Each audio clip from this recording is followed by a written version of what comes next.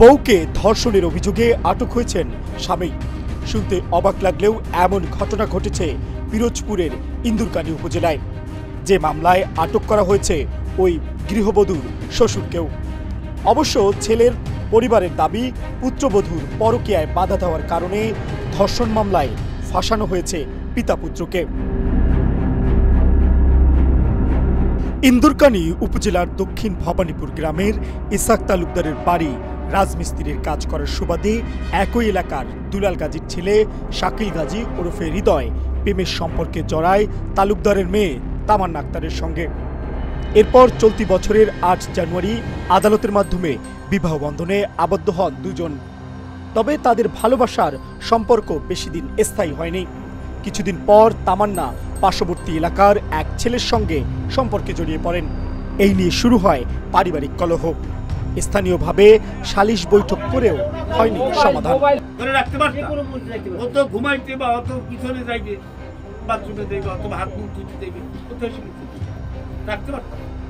প্রশ্নই ওঠে না। কোনো মেয়ে যদি কোনো কিছু চিন্তা করে, যদি চিন্তা করে অবকুল্লাকে আমি জামুই যদি সুযোগ থাকতে হেলে এসা রাখতে পারে। এরপর গতকাল রবিবার ইন্দুরকানী থানায় তামান্না আক্তারের মা বাদী হয়ে নারী ও শিশু নির্যাতন দমন আইনে মামলা করলে পুলিশ তামান্নার স্বামী শাকিল গাজী ও শ্বশুর দুলাল গাজীকে আটক করে। এই ঘটনার প্রতিবাদে হৃদয় গাজীর বাড়ির সামনে মানববন্ধন করেছে এলাকাবাসী।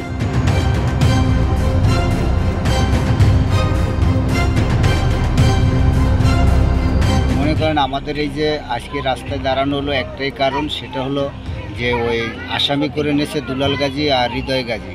এই যেটা মামলা নিয়েছে এই যে মামলাটা প্রত্যেক মৃত্যু, এই যে মিথ্যা মামলা, এটা সত্য না। এই সত্য গঠন হলে এই যে মেয়েটা এই ছেলের সাথে সম্পর্ক করে আসছে, আসার পরে আমরা মিলেই দিয়েছি, তারপর দেখি গ্যাঞ্জাম হচ্ছে, তারপরে আলাদা করে দেওয়া হয়েছে। এরপর আবার ওই মেয়ে চলে আসছে, আসার পরে এই দুলালের সাথে পয়সা আমরা মিউচুয়াল করলাম। এরপরে হৃদয়ের সাথে ওই বিয়ের শাদী সমস্ত সব কিছু ব্যবস্থা করে দিছি। 3 মাস সংসার করছে, করার পরে 2 মাস সংসার করার পরে 3 মাসের মাথায় দেখি আরেকটা ছেলের সাথে তার এফআইআর চলতেছে। এরপর আমরা রাতে নাতে ছেলের মা বাপ সবাই ধরছে, ধরার পরে আবার এখানে সালিশি বিচার হয়েছে। ওইখানে মেয়ের মা আসছে, মেয়ের বাপ আসছে, আমাদের এখানে উপস্থিত মান্যগণ্য ব্যক্তি যারা ছিল তারা তাদেরকে মিলিয়ে দিলে এদেরকে একটা বসত করার জন্য একটা সাময়িকভাবে স্থগিত করে রাখছে। এরপরে এই মেয়ে গেছে বেড়াইতে, এর মা এসে নিয়ে গেছে, এর বাপ এসে। এরপরে যাইয়া এরা মামলা দিয়ে দিয়েছে ছেলের নামে আর ছেলের বাপের নামে। হৃদয় তুই আমারে বিষ খায়, তুই যা আমারে, তুই বিষ খায়, তুই যা। ওরে হৃদয় তুই কি মাইয়ে মানুষ জুটাইলি। আর হৃদয় এগুলা বিবাহের পরে এই যে আইয়া মাইয়ার বাপে আমার সামনে লই নিছে, এর পর যে এই যে দর্শন মামলা, বাপের মামলা, এই মামলা, এগুলো মিথ্যাবাদী, একশোর সত্য না, এগুলো একটা না, সব মিথ্যা, সব মিথ্যা, সব মিথ্যা। এদেরকে মনে করেন সালিশির কথা বলে ঘুষিয়ার নিয়ে গেছে, নিয়ে এদেরকে ধরাই দিয়েছে পুলিশ আইনা, ধরাই দিয়ে এদেরকে মামলা দিয়েছে, দিয়ে ধরাই হেনস্থ করে লয়ে গেছে। বাড়ির সামনে একটা বাড়ি, ওই করে একটা ছেলের নাম হলো মোরসালিন। ওই মোরসালিনের লগে প্রেম কথাটাই ধরা খাইছে। ধরা খাওয়ার পরে এটা লইয়া একটা বিচার হয়েছে।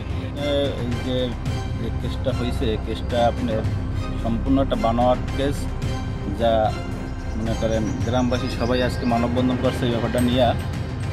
ইন্দুরকানী থানার ভারপ্রাপ্ত কর্মকর্তা মোহাম্মদ মারুফ হোসেন জানিয়েছেন, ধর্ষণ মামলায় আইনানুগ ব্যবস্থা গ্রহণ করা হয়েছে। 2 দিন হয়ে গেল ভাই, আর কত বলবো।